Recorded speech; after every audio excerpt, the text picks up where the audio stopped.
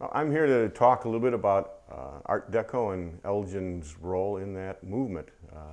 Began in the mid-1920s with a large exposition in Paris. It was so influential that the Elgin National Watch Company actually sent representatives over to Paris to see exactly what was going on. And they brought back some ideas, and in front of us are some of those products that they produced. In 1928, they came out with a Elgin Parisienne watch line. They went to Paris, contracted with 6 of the high fashion designers of the time, and asked them to design watches. In June of 1928, the Elgin Watch Company put out a 2-page ad in the Saturday Evening Post to introduce that line. Part of the advertisements were individual watches, and we have been lucky enough to obtain a few of those that are in the ads. This is the very first time that watches had enamel on them of color.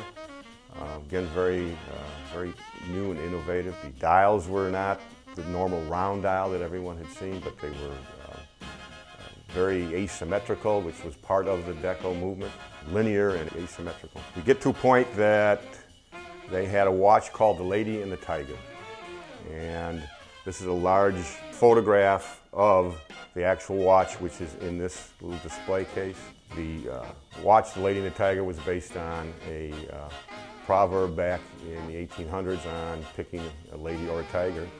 And it caught on. It was a very attractive watch, very highly sought after by collectors 100 years later, basically. The cases tended to be made by independent companies who would contract out with individual watch manufacturers. So many times you would buy a movement at a jewelry store, and the jeweler would have a movement and a case. And now let's go and pair up the movement with a case that you like. These watches, these meaning the wrist watches, started getting into the cases being mailed and sent to the watch manufacturers. Their employees then would case the watches on site, and so you would buy the whole watch at the jewelry store. The Lady and the Tiger watch is rare. It's highly sought after by collectors, but we really don't know, even though it's considered part of the Parisienne line, if one of the designers was in fact one of the Paris designers that were contracted out earlier. There's a thought that it was actually designed in-house in Elgin by one of their designers. They had a whole sector in the factory that designed watch cases. Making 1 million watches a year, they had need for a lot of different styles of cases. Most of the designing was done in-house. Not only did Elgin design the watches and the cases Art Deco, they also got into the display boxes that would be in a jewelry store. This particular box is very Deco. You can notice the word Elgin across the top. Shows the linear aspect of Art Deco.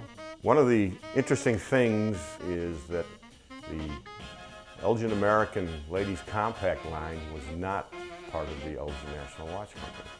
It was in fact part of the Illinois Watch Case Company, who worked with Elgin and other manufacturers to make watch cases.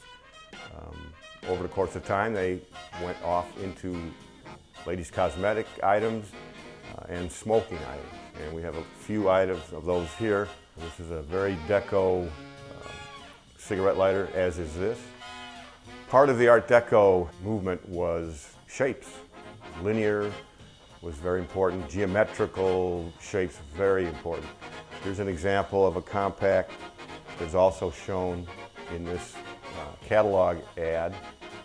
If you look at the designs, just very geometric and very Art Deco. Elgin American put out some of the finest Art Deco pieces around, and collectors are very happy to have a few of them. If we go up to this catalog page, we're trying to see if we can get the actual pieces for the entire page. We've gotten 3 of the 9. We always are looking for the Art Deco Elgin American compacts.